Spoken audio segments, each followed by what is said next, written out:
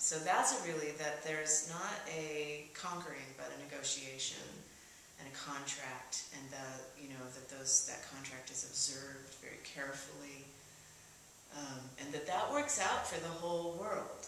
Yeah. So I mean, is this meant to be the beginnings of civilization then, of the beginnings of some sort of order? Well, it's the beginning of cycles, certainly isn't it? The beginning of that major cycle. Because the earth cannot be fertile, 24/7, 12 months of the year. There has to be a breaking down in order for something to be created to fertilize the next bloom. So that's what that's what is created here through Persephone's,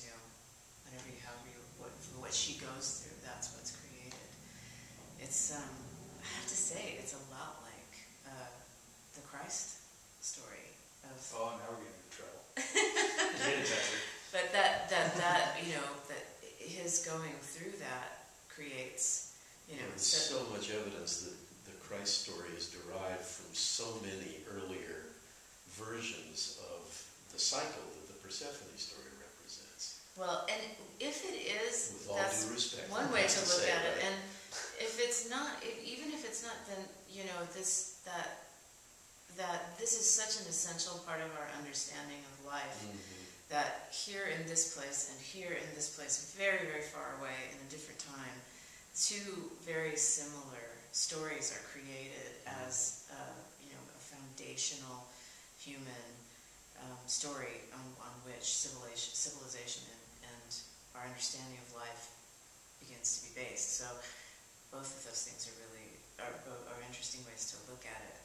But that to me is a big part of why this myth is really important and really exciting to explore.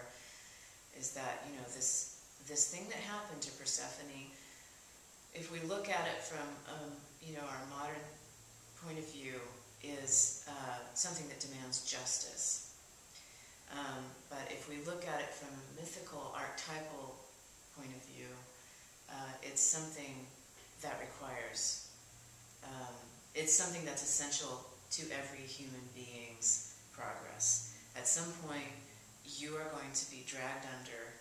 It is going to be very upsetting, and you are not going to be able to do a damn thing about it, and you will have to process it and make some meaning and come out the other side of it. And literally come to terms with it. I mean, the idea of negotiating, one has to negotiate with yourself in a sense. Yeah. Say, okay, I can live with this, I can put the others. But you have to go on. Yeah.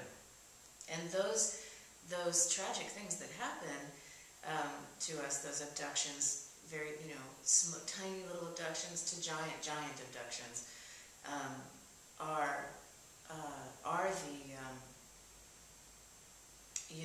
those are the initiating experiences that create growth and create our ability to connect to other human beings who have also suffered, and make us able to be creative as well, to begin to make meaning.